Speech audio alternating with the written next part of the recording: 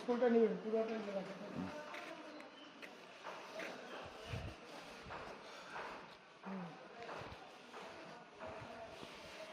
বন্ধু হান্নানের স্কুলে শুরু করি। বন্ধু হান্নানের স্কুলে আসছিলাম একটু ঘোরাঘুরির জন্য।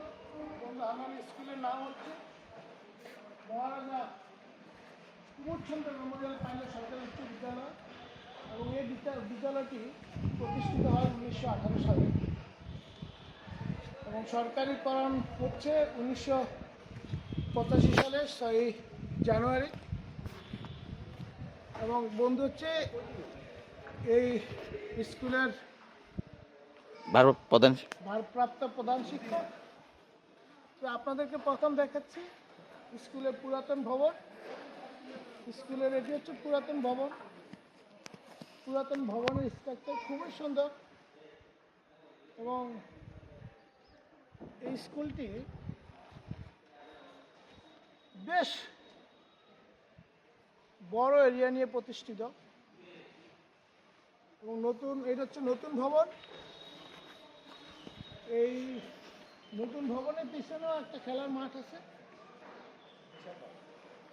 এবং এটি হচ্ছে পুরাতন ভবন। আপনারা দেখলে বুঝতে পারবেন যে একদম একটা বিশ্ববিদ্যালয়ে এত বড় জায়গা হয় না। যেমন আমরা আমরা আমাদের ঢাকাতে যে সমস্ত প্রাইভেট বিশ্ববিদ্যালয়গুলো আছে সেই প্রাইভেট বিশ্ববিদ্যালয়ের আয়তনও এর অর্ধেকও মনে হয় না। এতটুকু এত এরিয়া নিয়ে বিশ্ববিদ্যালয়টা ওদের স্কুলটা তৈরি করা হয়েছে। সত্যি খুব সুন্দর, তবে অত্যন্ত দুঃখজনক যে এত বড় একটা স্কুল কিন্তু ছাত্র সংখ্যা আমার কাছে অত বেশি মনে হয় না। যেহেতু রিমোট এরিয়াতে সেহেতু ছাত্র সংখ্যা বেশি হওয়ার কথা না।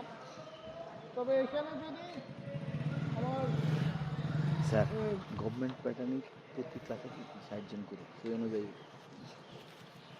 তবে এখানে আমাদের স্কুল তো যেটা এটা হাই স্কুলে 6, 7, 8, 9, 10, তাহলে 6, 7, 8, 9, 10 5টা ক্লাস।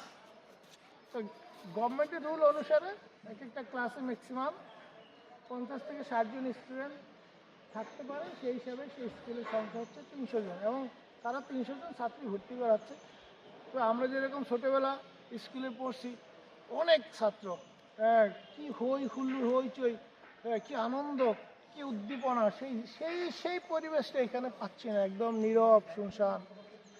মানে ছাত্রদের যে একটা অন্যরকম উদ্দীপনা সেই জিনিসটা নাই।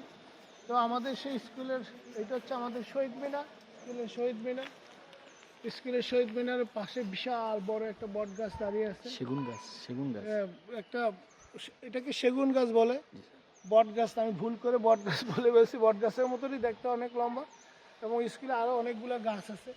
ন্যাচারাল বিউটি খুবই চমৎকৃত এবং স্কুলের পুরাতন ভবন অনেক দিন ধরেই ইউজ করে না, তার ফলে কিছু অংশ জরাজীর্ণ অবস্থায় পড়ে আছে, রিপেয়ারও করা হয় না। আসলে তাদের এত স্পেস দরকারও হয় না। 300 জন ছাত্রের জন্য এত বড় স্পেস চিন্তাও করা যায় না। তো এখানে ম্যাক্সিমাম টিচারেই দেখা গেছে আমাদের ময়মনসিংহ শহরে শিক্ষকরা এখানে থাকে। তো এখানকার মানুষের জীবনযাত্রা ব্যয় অনেক বেশি। সেই হিসাবে দেখা গেছে ফ্যামিলি নিয়ে থাকাটা খুব কষ্টকর হয়। যে বেতন তারা পায়, আমার মনে হয় সরকারের সেই দিকটা বিবেচনা করা উচিত এবং আমাদের এই শিক্ষকদের যে পরিশ্রম দেয়, নিঃসন্দেহে বাংলাদেশ, আমার বাবা একজন শিক্ষক ছিল, তাদের পরিশ্রমের বিনিময়ে বেতন খুবই কম। কিন্তু এখন জিনিসপত্রের যেই দাম, যেভাবে প্রাইস সেট করতেছে, সেই হিসাবে তাদের 2 জন 3 জন বা 4 জন পরিবারের সদস্য থাকে, বেতন দিয়ে মোটো চলা সম্ভব না। অর্থাৎ এই জন্য দেখা গেছে অনেকেই এখানে ফ্যামিলি নিয়ে থাকতে পারে না। ইভেন আমার বন্ধু ফ্যামিলি নিয়ে থাকেন এখানে। অন্য যারা শিক্ষক পরিচিত হলো অনেকের সাথে, তারা সবাই ম্যাক্সিমাম ময়মনসিংহ শহর থেকে আসে এবং তারাও পরিবার নিয়ে এখানে থাকতে পারে না, সিঙ্গেল থাকে। তো আমার মনে হয় সরকারের সেই দিকটা অবশ্যই বিবেচনা করা উচিত যে শিক্ষকদেরকে কীভাবে মূল্যায়ন করা যায়। তো মূল্যায়নের প্রথম মাপকাঠি হচ্ছে তাদের জীবনযাত্রার মানের সাথে যে খরচ, সেই খরচ অনুসারে তাদের একটা স্ট্যান্ডার্ড লেভেলে বেতন নির্ধারণ করা। যদি না হয় তাহলে আমরা কোয়ালিটি এডুকেশন কখনোই আমরা পাবো না।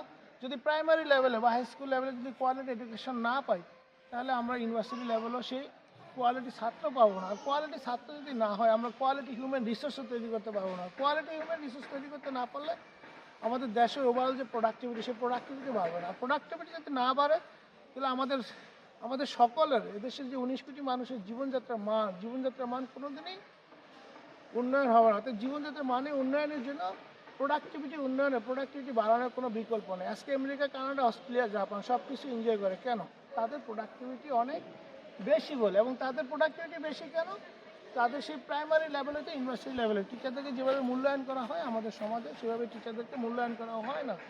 অতএব আমি এই সরকারকে বলবো, বা পরবর্তী সরকার যারা আসে তাদেরকে বলবো, টিচারদের এই মানবিক জীবনযাপন যাতে না করে, তাদের রাষ্ট্রের উন্নয়নের জন্য তাদের জীবনযাত্রার মান অবশ্যই উন্নয়ন করা উচিত।